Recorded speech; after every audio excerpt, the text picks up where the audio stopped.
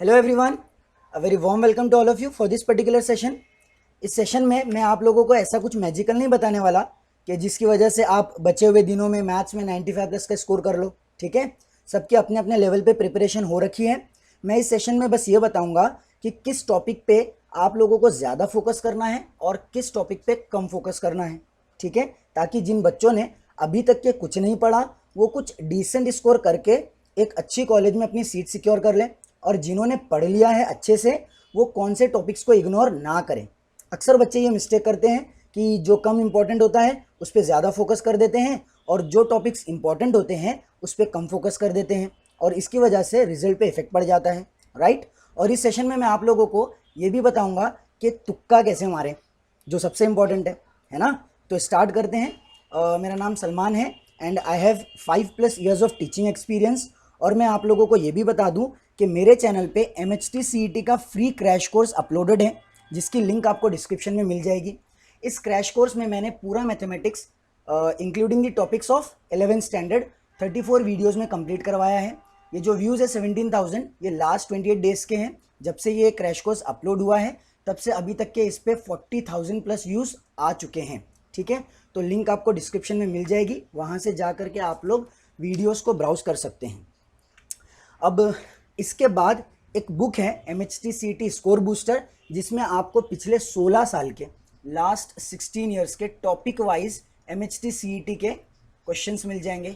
Last 16 years, ठीक है, पिछले 16 साल के क्वेश्चंस मिल जाएंगे टॉपिक वाइज। उसकी भी लिंक मैं आपको डिस्क्रिप्शन में दे दूंगा, तो आप लोग उस PDF को भी ब्राउज करके वहाँ से क्वेश्चंस को प्रैक्टिस कर सकते हैं। ठीक है, अब बात करते हैं एग्ज़ाम के बारे में। आप सभी को पता ही होगा, लेकिन फिर भी मैं अपना फ़र्ज़ समझता हूँ कि एक बार बता दूँ, क्योंकि किसी भी एग्ज़ाम के लिए पढ़ने से पहले उस एग्ज़ाम के बारे में पता होना चाहिए। ठीक है, तो मैथमेटिक्स जो होता है CET में, उसमें 50 क्वेश्चंस आते हैं। ठीक है, 40 questions from 12th standard syllabus and 10 questions from 11th standard syllabus. Right, और हर एक क्वेश्चन होता है 2 मार्क्स का, unlike physics and chemistry. Physics और केमिस्ट्री में 50 क्वेश्चंस होते हैं ईच, लेकिन हर क्वेश्चन 1 मार्क के लिए होता है, और यहाँ पर हर क्वेश्चन 2 मार्क्स के लिए पूछा जाता है। ठीक है, तो इस हिसाब से टोटल कितने मार्क्स हो जाएंगे मैथ्स के? 100 मार्क्स हो जाएंगे। और टाइम कितना मिलता है? 90 मिनट्स मिलते हैं। वहाँ पर फिजिक्स और केमिस्ट्री कंबाइंड इन दोनों के लिए 90 मिनट्स मिलते हैं, यहाँ पर मैथमेटिक्स के लिए अकेले के लिए 90 मिनट्स मिलते हैं। तो बहुत इंपॉर्टेंट हो जाता है कि हम लोग मैथ्स में एक अच्छा स्कोर करें।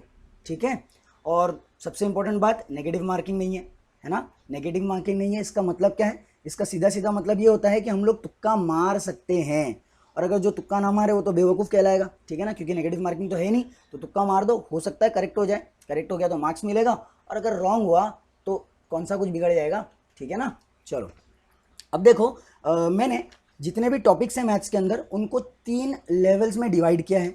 सबसे ज़्यादा इंपॉर्टेंट, ठीक है, जिनमें जिन टॉपिक्स में से सबसे ज़्यादा सवाल पूछे जाते हैं, फिर उसके बाद fairly important and then slightly important topics. ठीक है, चलो तो मैथ्स 1 की अगर मैं बात करूं, तो मैथ्स 1 में जो सबसे इंपॉर्टेंट टॉपिक्स हैं वो ये 3 टॉपिक्स हैं। ठीक है, इंडिविजुअल टॉपिक्स के बारे में भी बात करेंगे, पहले तो ये समझ लो कि मैथ्स 1 में सबसे ज़्यादा इंपॉर्टेंट कौन से टॉपिक्स हैं।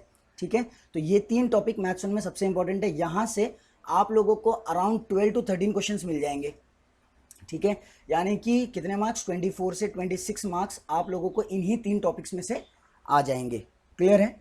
उसके बाद मैथ्स 2 की अगर मैं बात करूं, तो मैथ्स 2 में सबसे ज़्यादा इंपॉर्टेंट टॉपिक्स है integration, differentiation, AOD and differential equation. In short पूरा का पूरा कैलकुलस। ठीक है, फिर स्लाइटली फेयरली इंपॉर्टेंट, मैथ्स 1 के अंदर ये 2 टॉपिक्स फेयरली इंपॉर्टेंट आते हैं, इस कैटेगरी में मैंने इनको रखा है। फिर मैथ्स 2 की अगर मैं बात करूँ, तो continuity and differentiability. Continuity and differentiability, continuity तो आप लोगों को 12th में था, और डिफरेंशिएबिलिटी शायद आप लोगों ने 11th स्टैंडर्ड में पढ़ रखा होगा। ठीक है, तो वैसे डिफरेंशिएबिलिटी पे ज़्यादा क्वेश्चंस नहीं पूछे जाते, क्वांटिटी में से ही ज़्यादा आता है। फिर उसके बाद प्रोबेबिलिटी है। अब यहाँ पर जो प्रोबेबिलिटी मैंने लिखा है ये 11th + 12th दोनों का कंबाइंड है। ठीक है, क्योंकि 11th में भी प्रोबेबिलिटी था आप लोगों को। फिर उसके बाद कोनिक सेक्शन। कोनिक सेक्शन में क्या क्या आ गया? सर्कल आ गया, पैराबोला, एलिप्स, हाइपरबोला, ये सारी चीज़ें। ठीक है, ये फेयरली इंपॉर्टेंट टॉपिक्स है मैथ्स 2 के। फिर मैथ्स 1 के स्लाइटली इंपॉर्टेंट टॉपिक में मैंने लीनियर प्रोग्रामिंग को रखा है। इसमें से एक आध क्वेश्चन पूछ लिया तो पूछ लिया। ठीक है, वैसे एक क्वेश्चन आता ही है यहाँ से और बहुत आसान होता है। ठीक है, तो इसको अगर एंड में देख करके भी जाओगे तो ये क्वेश्चन आसानी से अटेम्प्ट कर लोगे। फिर मैथ्स 2 के अंदर जो सबसे कम इंपॉर्टेंट है that is binomial distribution, last chapter maths 2 का, ठीक है। तो ये तो हो गया topic wise levels of importance. अब हर एक टॉपिक को डिटेल में समझते हैं, ठीक है। तो सबसे पहले बात करते हैं ट्रिगोनोमेट्री की। ट्रिगोनोमेट्री में से हर साल 4 से 5 क्वेश्चंस आप लोगों को मिलेंगे। अब ये जो 4 से 5 क्वेश्चंस मैं बोल रहा हूँ ये 11th प्लस 12th मिला करके हैं, क्योंकि 11th में भी आप लोगों को ट्रिगोनोमेट्री था, है ना, ठीक है। तो ट्रिग्नोमेट्री में से 4 से 5 क्वेश्चंस आएंगे। और अगर ट्रिग्नोमेट्री में भी अगर स्पेसिफिकली मैं बात करूं तो सबसे इंपॉर्टेंट जनरल और प्रिंसिपल सॉल्यूशंस होते हैं। हर साल आप लोगों को जनरल और प्रिंसिपल सॉल्यूशन पे क्वेश्चंस मिलेंगे ही, ठीक है। फिर उसके बाद प्रिंसिपल वैल्यू ब्रांच की बात कर लेते हैं, जो कि आईटीएफ में आप लोगों ने पढ़ा होगा, ये भी बहुत इंपॉर्टेंट है, इसको भी अच्छे से करके जाना। फिर हाफ एंगल फॉर्मूले, हाफ एंगल फॉर्मूले में आप लोग साइन और कॉस को याद रखो, टेन को याद रखने की जरूरत नहीं है, ठीक है ना। साइन और कॉस के हाफ एंगल फॉर्मूले याद कर लो तो डिवाइड करके, दोनों को डिवाइड करके टेन का फॉर्मूला भी बन जाएगा ना, ठीक है।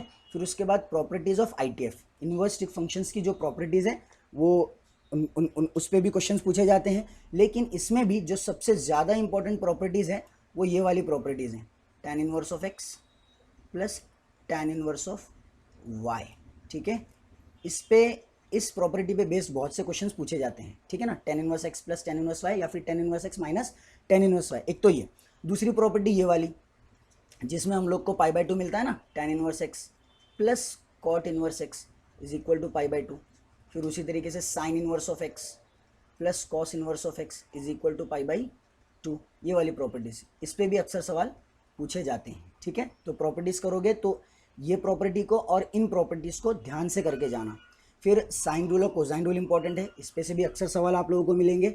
और अगर मैं साइन और कोसाइन रूल में से भी किसी एक को सिलेक्ट करूं तो कोसाइन रूल साइन रूल से ज़्यादा इंपॉर्टेंट है, ठीक है। तो कोसाइन रूल को बहुत अच्छे से करके जाना। फिर area of triangle, area of triangle निकालने के बहुत से रास्ते होते हैं और ट्रिग्नोमेट्री में हमने और 2 तरीके पढ़े हैं। एक तो हेरॉन्स फॉर्मूला है एरिया ऑफ ट्राइंगल निकालने का, आई होप कि सबको याद है फॉर्मूले सारे, ठीक है। नहीं याद है तो अभी भी वक्त है, याद कर लो। हेरॉन्स फॉर्मूले से भी हम लोग क्या कर सकते हैं, एरिया ऑफ ट्राइंगल निकाल सकते हैं, एक तो ये।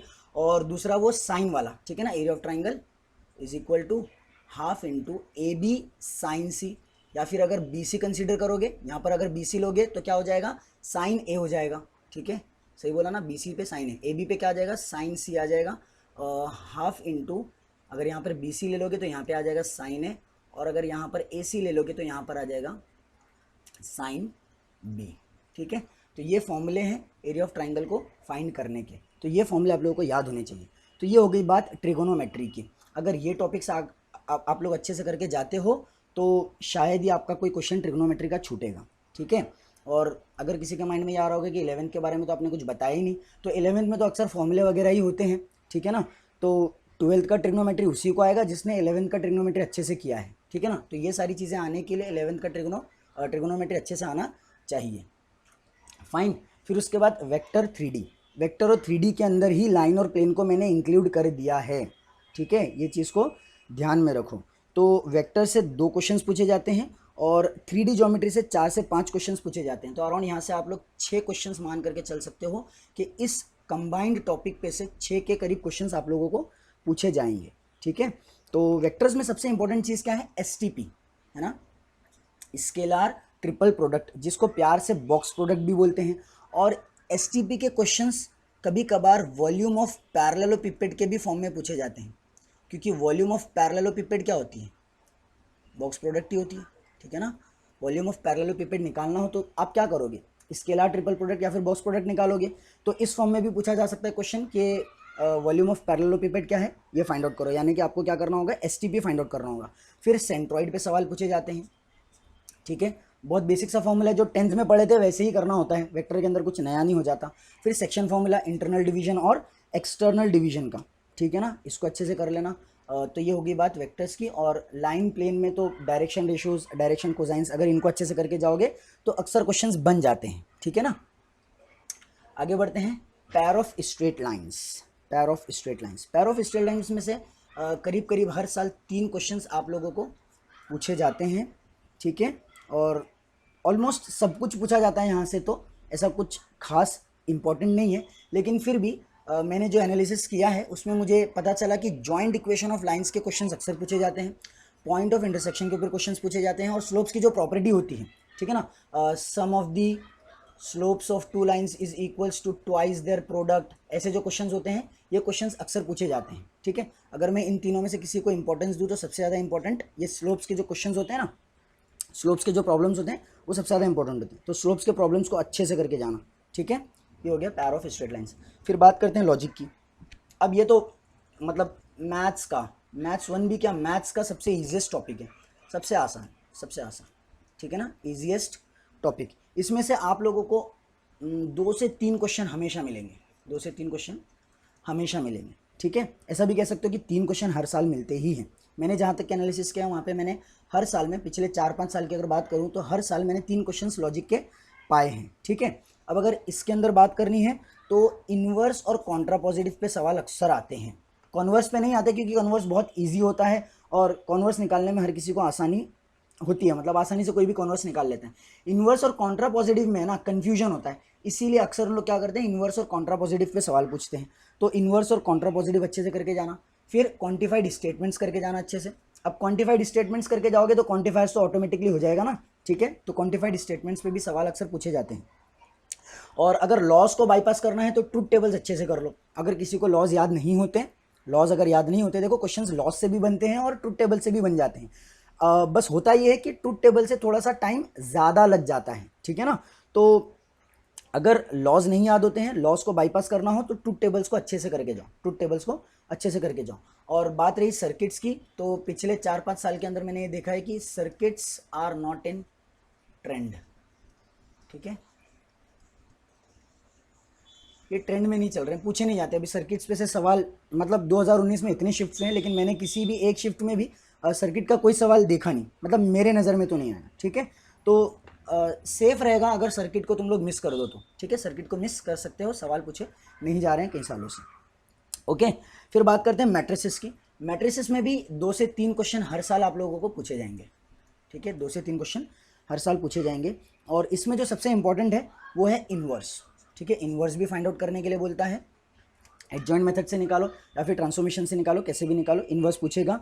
और प्रॉपर्टीज़ ऑफ इन्वर्स, हो सके तो प्रॉपर्टीज़ देख लेना इन्वर्स की, ठीक है। वैसे एक ही प्रॉपर्टी सबसे ज़्यादा इस्तेमाल में आती है इन्वर्स की, और वो है ये वाली, A B the whole inverse is equal to B inverse into A inverse. अगर ये एक प्रॉपर्टी भी करके जाते हो ना तो इन्वर्स पे अगर कोई क्वेश्चन आया प्रॉपर्टी बेस्ड तो ये एक प्रॉपर्टी से वो क्वेश्चन सॉल्व हो जाएगा। मतलब मैंने ऐसा देखा है कि प्रॉपर्टी पे बेस्ड जो क्वेश्चन आते हैं वो अक्सर इसी प्रॉपर्टी पे बेस्ड होते हैं, ठीक है।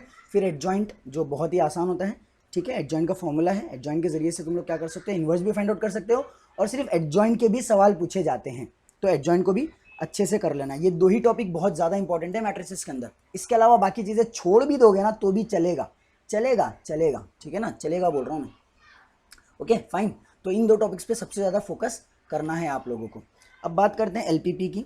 एलपीपी भी मतलब सेकंड इजीएस्ट टॉपिक है मैथमेटिक्स का, लॉजिक के बाद सबसे आसान कौन है, एलपीपी है। क्या पूछा जाता है, वही मैक्सिमम वैल्यू और मिनिमम वैल्यू, बहुत आसानी से निकाल सकते हो, ठीक है ना। चलो, तो ये अपना कंप्लीट होता है यहाँ पर मैथ्स 1। अब बात करते हैं मैथ्स 2 की, ठीक है। मैथ्स 2 में सबसे पहले integration, integration biggest player of maths 2, ठीक है, मैथ्स 2 का सबसे बड़ा प्लेयर है इंटीग्रेशन, ओके। अगर मैं बात करूँ 2017 की तो 2017 में, सिर्फ 2017 में इंटीग्रेशन पे से 8 क्वेश्चंस पूछे गए थे। कितने क्वेश्चंस पूछे गए थे, 8 क्वेश्चंस। एक बार मैं देख लूँ, हाँ ये इंटीग्रेशन के अंदर मैंने सबको इंक्लूड कर दिया है। हाँ, ये इंटीग्रेशन के अंदर आप लोगों का इंडेफिनाइट भी आ गया, डेफिनाइट भी आ गया और एप्लीकेशन ऑफ डेफिनाइट इंटीग्रल्स भी आ गया, ठीक है, क्लियर है। हर साल आप लोगों को 5 से 6 questions on an average integration पे से पूछे जाते हैं, ठीक है। 5 से 6 क्वेश्चंस आप लोगों को मिलेंगे। 2017 में, सिर्फ 2017 में 8 क्वेश्चंस पूछे गए थे। और 2019 की अगर मैं बात करूं तो अराउंड 40 क्वेश्चन, सारी शिफ्ट मिला करके अराउंड 40 क्वेश्चंस पूछे गए थे इंटीग्रेशन पे से। 40 के करीब क्वेश्चंस आए थे 2019 में, सारी शिफ्ट्स को मिला करके, ठीक है ना। चलो, अब इंटीग्रेशन में सबसे इंपॉर्टेंट क्या है, तो सबसे इंपॉर्टेंट है सब्स्टिट्यूशन मेथड। अगर सब्स्टिट्यूशन मेथड नहीं आता तो मतलब मेरे हिसाब से, मेरे ओपिनियन में इंटीग्रेशन ही नहीं आता, ठीक है। तो इसीलिए अगर इंटीग्रेशन को स्ट्रांग बनाना है तो सब्स्टिट्यूशन मेथड को बहुत अच्छे से करो, ठीक है। ये हो गई बात इनडेफिनाइट की। डेफिनाइट में प्रॉपर्टीज़ करो अच्छे से। डेफिनाइट में क्या करो, प्रॉपर्टीज़ करो अच्छे से।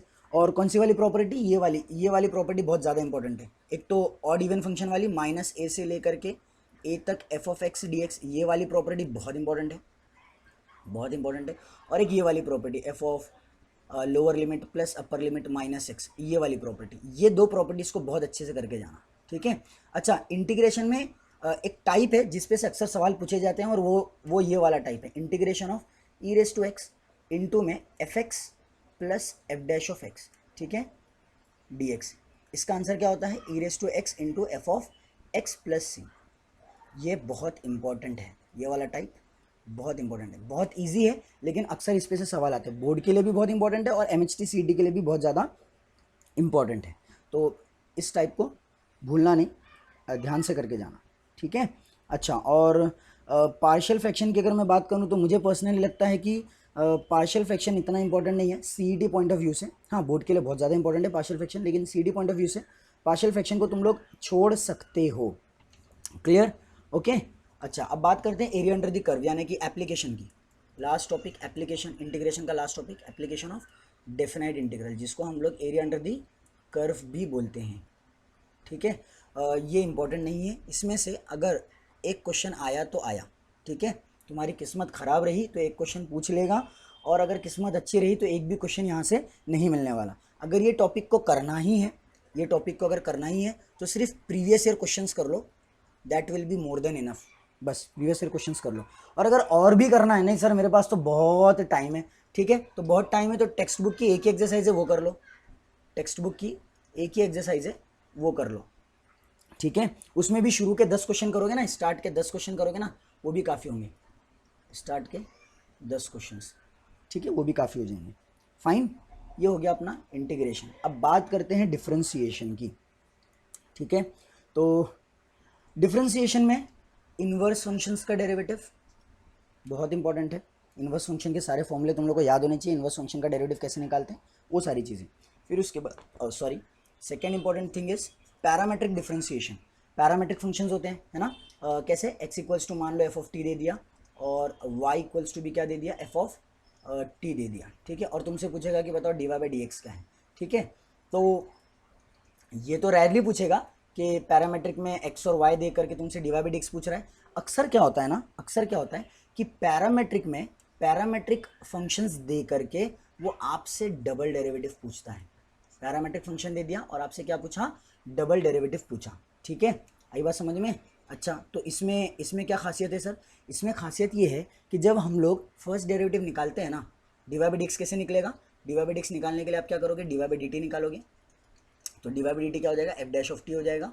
और फिर क्या करोगे, D x by D T निकालोगे, क्या करोगे, D x by D T निकालोगे, वो क्या हो जाएगा, एक काम करते हैं इसको जी मान लेते हैं यार, मैंने एफ मान लिया इसको भी, ये जी ऑफ टी है तो ये हो जाएगा जी डैश ऑफ टी, हो जाएगा जी डैश ऑफ टी, और ये हो जाएगा एफ डैश ऑफ टी, ठीक है। तो D Y by D X निकालने के लिए क्या करोगे, दोनों को डिवाइड कर दोगे, तो D Y by D x कैसे निकल जाएगा, d Y by D x will be equal to d Y by D t यानी कि g dash of t upon f dash of t. अब डबल डेरिवेटिव निकालना है यानी कि इसको फिर से डिफरेंशिएट करना है। अब जब इसको डिफरेंशिएट करोगे ना तो लेफ्ट हैंड साइड में तो d two y by D x two आ जाएगा, राइट हैंड साइड में आप लोग यू अपॉन वी रूल लगा दोगे, यू अपॉन वी रूल लगा दोगे, ठीक है।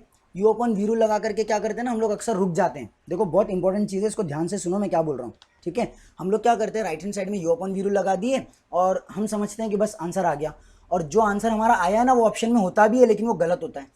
उसका रीज़न ये है कि यहाँ पर यू अपॉन वी रूल तो लगाना ही है, उसके साथ साथ चेन रूल भी लगाना है, उसके साथ साथ चेन रूल भी लगाना है। क्या मतलब, कहने का मतलब ये है कि राइट हैंड साइड में जो हम लोगों ने डेरिवेटिव निकाला है, वो किसके रिस्पेक्ट में निकाला है, एक्स के रिस्पेक्ट में निकाला है ना, किसके रिस्पेक्ट में निकाला है, एक्स के रिस्पेक्ट में निकाला है। और यहाँ पर फंक्शन किसका है, टी का फंक्शन है, यानी कि यहाँ पर इनटू में D T by D x भी तो लिखना पड़ेगा, ये भूल जाते हैं हम लोग, और ये मिस कर दोगे कहानी खत्म, आंसर गलत आ जाएगा और गलत ऑप्शन भी वहाँ पर दिखेगा आप लोगों को, ठीक है, जो आप लोग टिक करके आओगे, ठीक है। तो इसके लिए इस चीज़ को ध्यान में रखना है ना, जब भी पैरामेट्रिक फंक्शन में डबल डेरिवेटिव पूछेगा तो यू अपॉन वी रूल के साथ साथ चेन रूल भी लगाना ना भूले, D T by D x आएगा इनटू में, फाइन।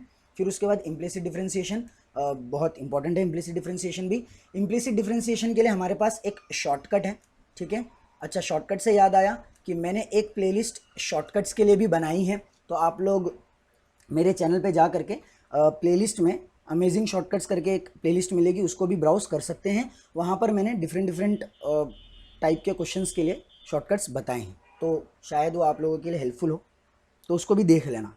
ठीक है, तो इम्प्लिसिट डिफरेंशिएशन के लिए तो शॉर्टकट है, उसी से आप लोग इम्प्लिसिट डिफरेंशिएशन के क्वेश्चंस को कर सकते हो। फाइन, अब बढ़ते हैं आगे एओडी की तरफ, application of derivative. Application of derivative में जो सबसे ज़्यादा इंपॉर्टेंट है वो रेट मेजर है। ठीक है, फिर उसके बाद अप्रॉक्सीमेशन है, अप्रॉक्सीमेशन के ऊपर भी अक्सर सवाल पूछे जाते हैं। फिर मैक्सिमा मिनिमा है, इंक्रीजिंग डिक्रीजिंग फंक्शंस है, मतलब सारा ही आ गया इसमें, सब कुछ ही आ गया। रोल्स थ्योरम है, और equations of tangent and normal, ये लीस्ट इंपॉर्टेंट है। Equations of tangent and normal ये लीस्ट इंपॉर्टेंट है। और एलएमवीटी पे तो मैंने सवाल देखा ही नहीं पिछले 4-5 सालों में।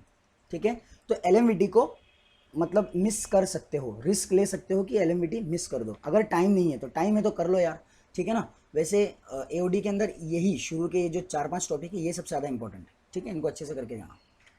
फाइन, फिर बात करते हैं डिफरेंशियल इक्वेशंस की। तो डिफरेंशियल इक्वेशन में हर साल आप लोगों को 3 क्वेश्चंस करीब करीब मिल जाएंगे। ठीक है, 3 क्वेश्चंस ऊपर बताया क्या मैंने, एओडी में कितने क्वेश्चंस पूछे जाते हैं। एओडी में भी 3 क्वेश्चंस हर साल पूछे जाते हैं। देखो ये एवरेज है, ठीक है, नहीं तो पता चला कि 2020 में तुम्हारे को एओडी पे 2 ही क्वेश्चन आए थे, पेपर देने के बाद मेरे वीडियो पे आओगे कमेंट करोगे कि सर आपने बोले थे 3 क्वेश्चन आएंगे, 2 ही आए। तो ये जो मैं बता रहा हूँ ना, ये सब एवरेज है। ठीक है, डिफ्रेंसिएशन पे भी बताना भूल गया, डिफ्रेंसिएशन पे 3 से 4 क्वेश्चन पूछे जाते हैं, और इंटीग्रेशन पे तो बता दिया था। ठीक है ना, चलो खैर, तो डिफरेंशियल इक्वेशंस 3 क्वेश्चंस आप लोगों को यहाँ से मिलेंगे। और जो इंपॉर्टेंट टॉपिक्स है वो है solution of differential equation, important है। ऑर्डर और डिग्री पे सवाल आते हैं। Differential equation of family of curves, आप लोगों को पैराबोला दे देगा, उसके बारे में थोड़ी सी इन्फॉर्मेशन दे देगा और बोलेगा कि इस फैमिली ऑफ पैराबोला के लिए डिफरेंशियल इक्वेशन फाइंड करो, या फिर इस सर्कल की फैमिली के लिए डिफरेंशियल इक्वेशन फाइंड करो। ठीक है, तो फैमिली ऑफ कर्व्स का डिफरेंशियल इक्वेशन निकालने के लिए आप लोगों को कोनिक आना चाहिए, कोनिक्स अच्छे से आना चाहिए। ठीक है, फिर उसके बाद बात करते हैं इंटीग्रेटिंग फैक्टर की। अब इंटीग्रेटिंग फैक्टर जो है ये लीनियर डिफरेंशियल इक्वेशन का पार्ट है। ठीक है, तो क्वेश्चन लीनियर डिफरेंशियल इक्वेशन पे तो नहीं आएगा, क्योंकि उसके जो सॉल्यूशंस होते हैं वो बहुत बड़े बड़े होते हैं, इसीलिए हम लोग क्या करते हैं, सिर्फ इंटीग्रेटिंग फैक्टर के ऊपर सवाल पूछ करके छोड़ देते हैं। ठीक है, पूरा एलडीए सॉल्व करने के लिए नहीं बोलते हैं। तो इंटीग्रेटिंग फैक्टर को अच्छे से करके जाना, इंटीग्रेटिंग फैक्टर को बहुत अच्छे से करके जाना। ठीक है, integrating factor is very important. Fine, तो ये डिफरेंशियल इक्वेशन भी हो गया। अब बात करते हैं 11th के कुछ टॉपिक्स की जो शायद ऊपर कहीं मिस हो गए होंगे। तो continuity and differentiability, continuity and differentiability purely based है लिमिट्स के ऊपर। अगर लिमिट्स अच्छे से आता है तो कॉन्टिन्यूटी और डिफरेंशिएबिलिटी का कोई भी क्वेश्चन कर लोगे, और अगर नहीं आता है लिमिट्स तो फिर इसको छोड़ ही दो, मिस ही कर दो इसको। ठीक है ना, कॉन्टिन्यूटी के अंदर एक ही कंसेप्ट लगता है यार, सिर्फ left hand limit equals to right hand limit equals to functional value. ठीक है, मान लो कि एफ ऑफ ए है, functional value F of A है, ये तीनों अगर इक्वल होंगे तो हमारा फंक्शन कॉन्टिन्यूस होगा, और तीनों इक्वल नहीं होंगे तो डिसकॉन्टिन्यूस होगा। उसी तरीके से डिफरेंशिएबिलिटी में क्या होता है, left hand derivative is equal to right hand derivative. ठीक है, अगर ये दोनों इक्वल है यानी कि फंक्शन डिफरेंशिएबल है, और अगर ये दोनों इक्वल नहीं है तो फंक्शन डिफरेंशिएबल नहीं है। बस इतना ही है। ठीक है, कॉन्टिन्यूटी और डिफरेंशिएबिलिटी में। उसके बाद कोनिक सेक्शन, कोनिक सेक्शन के अंदर अगर मैं बोलूँ तो सर्कल इंपॉर्टेंट है और पैराबोला इंपॉर्टेंट है। एलिप्स और हाइपरबोला को मिस कर सकते हो, अगर नहीं आता है तो मिस कर सकते हो, और अगर टाइम है तो सबके स्टैंडर्ड फॉर्मूले या फिर स्टैंडर्ड फॉर्म जिसको बोलते हैं ना, वो देख करके चले जाओ। ठीक है, अगर स्टैंडर्ड फॉर्म भी अच्छे से कर लोगे ना सबका, तो भी मेरे हिसाब से क्वेश्चंस बन जाएंगे, क्योंकि ज़्यादा टफ क्वेश्चंस पूछे नहीं जाते हैं कोनिक सेक्शन पे से। समझ में आ रहा है ना, आई होप कि सबको क्लियर हो रहा है। ठीक है, अब बढ़ते हैं आगे प्रोबेबिलिटी और बाइनोमियल पे। प्रोबेबिलिटी और बाइनोमियल में पीडीएफ सीडीएफ दे दिया जाएगा और बोलेगा कि प्रोबेबिलिटी फाइंड आउट करो। ठीक है, आसान है, प्रोबेबिलिटी निकाल लो, पीडीएफ दे देगा और सीडीएफ दे देगा। और बाइनोमियल में से तो सीधा सीधा फॉर्मूला बेस्ड क्वेश्चंस पूछे जाते हैं, एक्सपेक्टेड वैल्यू पूछ लेगा। ठीक है, एक्सपेक्टेड मीन और एक्सपेक्टेड वैल्यू सेम ही होते हैं, मिस्टेक हो गई यहाँ पर। ठीक है, चलो खैर, तो एक्सपेक्टेड वैल्यू और मीन दोनों एक ही चीज़ है। ठीक है, तो दोनों के लिए एक ही फॉर्मूला इस्तेमाल होता है, तो ये फॉर्मूले याद करके जाना अच्छे से, इसको तो मिस ही नहीं करना, गलती से भी इसको मिस नहीं करना। ठीक है, तो expected value, variance, standard deviation, ये सारे फॉर्मूले अच्छे से कर लेना, बाइनोमियल के क्वेश्चंस बन जाएंगे। फाइन, फिर सीक्वेंस एंड सीरीज 11th का topic, sets, relations and functions. ठीक है, तो सीक्वेंस एंड सीरीज के अंदर एपी कर लेना, जीपी कर लेना, सम ऑफ एपी एंड जीपी कर लेना, और इसमें भी सम ऑफ इनफाइनाइट जीपी इंपॉर्टेंट है। ठीक है, सम ऑफ इनफाइनाइट जीपी, ये अच्छे से कर लेना, ठीक है। ये चीज़ें करके चले जाओगे तो that will be more than enough. HP वगैरह छोड़ दोगे, एजीपी छोड़ दोगे तो भी चल जाएगा। और सेट्स रिलेशंस में से अक्सर सवाल नहीं आते हैं, अक्सर नहीं आते हैं, ठीक है, तो इनको मिस कर सकते हो। फंक्शंस अच्छे से कर लेना, और फंक्शंस में भी डोमेन और रेंज को अच्छे से करके जाना, ठीक है। फंक्शन की डोमेन और रेंज के ऊपर सवाल पूछे जाते हैं, ठीक है, तो ये कर लेना। हो गया क्या? हो गया। चलो, तो यहाँ पर पढ़ाई की बात ख़त्म होती है। और भी कुछ चीज़ें आप लोगों को ध्यान में रखनी है ताकि आप लोग सक्सेसफुल हो। उसमें सबसे पहली चीज़ है कि अपने आप को मोटिवेटेड रखो, बी पॉजिटिव, और do a lots of practice, बहुत सी प्रैक्टिस करो, ठीक है। क्लियर हो गया? ये तो हो गया एग्ज़ाम पॉइंट ऑफ व्यू से, और ये भी एग्ज़ाम पॉइंट ऑफ व्यू से ही है, ठीक है। तो टेंशन नहीं लेना है, प्रेशर नहीं लेना है, जितना होता है उतना अच्छे से करो, अच्छा खाओ, अच्छा सो।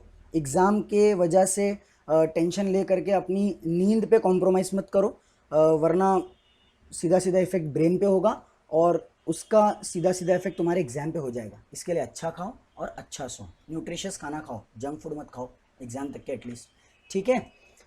अब सबसे इम्पोर्टेंट टॉपिक जिसका सबको इंतज़ार था, तुक्का मारने की निंजा टेक्निक, ठीक है। जैसे मैंने पहले बोला था कि हमारे एग्जाम में नेगेटिव मार्किंग नहीं है, नेगेटिव मार्किंग नहीं है, तो नेगेटिव मार्किंग नहीं है इसका मतलब बिंदास तुक्का मार सकते हो।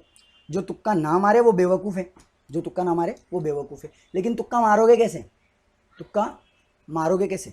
अक्कड़ बक्कड़ बम्बे बो, 80 90 पूरे 100। सी आ गया भाई, सी करेक्ट आंसर होगा ना। ना ऐसे नहीं मारना, ऐसे नहीं मारना। तुक्का मारने के लिए भी ना दिमाग लगाया करो, ठीक है। अब वो दिमाग कैसे लगाना, उसमें मैं थोड़ी सी हेल्प कर सकता हूँ, ठीक है।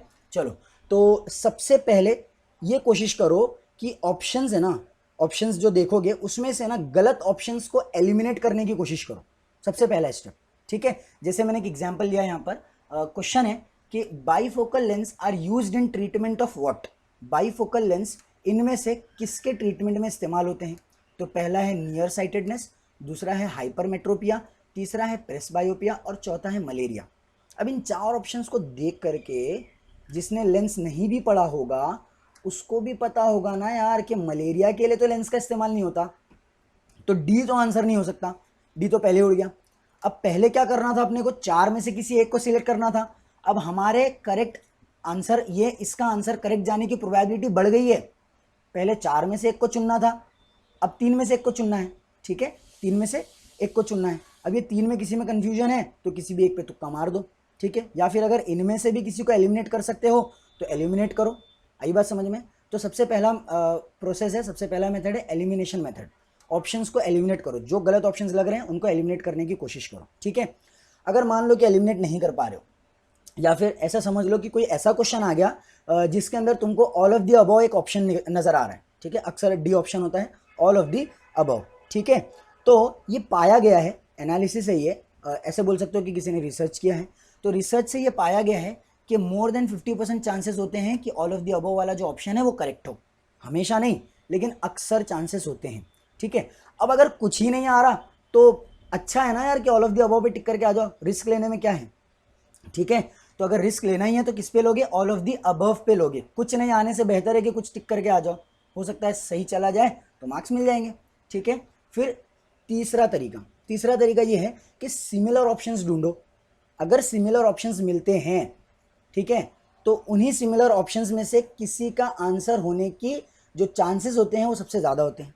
नहीं समझा सर? एग्जाम्पल देखो, मान लो कि दो लाइंस तुमको कोई दी हुई है, उनका पॉइंट ऑफ इंटरसेक्शन तुमसे पूछ लिया। अब ऑप्शंस क्या है? 5,1, 3,2, 2,3, 7,9, ठीक है। तो अगर बी और सी को देखोगे ना तो ये सिमिलर नजर आ रहे हैं, ये 3,2 है और ये 2,3 है। ये बात समझ में? तो अगर यहाँ पर नहीं आता कि पॉइंट ऑफ इंटरसेक्शन कैसे निकाले और तुक्का ही मारना है, तुक्का ही मारना है, तो ए और डी पे नहीं मारोगे, ए और डी पे नहीं मारोगे, बी और सी पे मारोगे। चांसेस इनके ज़्यादा है। देखो, कहने का मतलब ये नहीं है कि ये आंसर हो ही नहीं सकता, ए आंसर हो ही नहीं सकता या फिर डी आंसर हो ही नहीं सकता। ए और डी भी आंसर हो सकते हैं, लेकिन हमें रिस्क लेना है ना, तो रिस्क लेने में ज़्यादा फायदा किधर है? बी और सी में, ठीक है। क्योंकि अक्सर ये पाया गया है कि जो सिमिलर ऑप्शंस होते हैं उन्हीं में से कोई एक करेक्ट आंसर हो, ठीक है। ऐसे ऑप्शंस इसीलिए दी जाते हैं ताकि तुम लोग कंफ्यूज हो जाओ। बच्चे ने सॉल्व किया, उसका आंसर मिला 2,3, अब वो ऑप्शंस ढूंढ रहा था, यहाँ पर कंफ्यूज हो गया, उसने डायरेक्ट बी टिक कर दिया, उसको लगा कि हाँ यार 2 और 3 दिख गए, 2 और 3 दिख गए, ठीक है। तो ये चाहते हैं कि तुम लोग से मिस्टेक हो, तुम लोग से मिस्टेक हो, ठीक है, इसके लिए ऐसे ऑप्शंस देते हैं। तो चांसेस है कि इनमें से कोई एक आंसर हो। तो अगर तुक्का मारना हो तो सिमिलर ऑप्शंस दिखते हैं तो उनमें से किसी एक को टिक करो। फिर लास्ट रिसॉर्ट, अगर इन तीनों मेथड में से कोई मेथड अप्लाई नहीं कर पा रहे हो, ऑल ऑफ द अबव वाला कोई क्वेश्चन नहीं आया, सिमिलर ऑप्शन वाला कोई क्वेश्चन नहीं आया, एलिमिनेट भी नहीं कर पा रहे सर, तो फिर क्या करना? फिर क्या करना कि कोई भी एक ऑप्शन को पकड़ना और हर क्वेश्चन के लिए, हर क्वेश्चन के लिए मतलब जो नहीं आ रहे उनके लिए, हाँ, जो आ रहे हैं उनको तो बराबर टिक कर देना, जो क्वेश्चंस नहीं आ रहे हैं वहां पर तुक्का मारना है। तो उन सारे क्वेश्चंस में किसी भी एक ऑप्शन को पकड़ लो, चार में से किसी भी एक को पकड़ लो, ए को या फिर बी को या फिर सी को या फिर डी को, और सारे क्वेश्चन के लिए वही एक ऑप्शन मार्क कर दो। मान लो कि तुमने 50 में से 40 क्वेश्चंस कर लिए, 10 क्वेश्चंस तुमको आ नहीं रहे, तो वो 10 क्वेश्चंस के लिए एक ऑप्शन पकड़ो ABCD में से, और वो 10 के 10 क्वेश्चंस के लिए वही एक ऑप्शन मार्क कर दो। आई बात समझ में?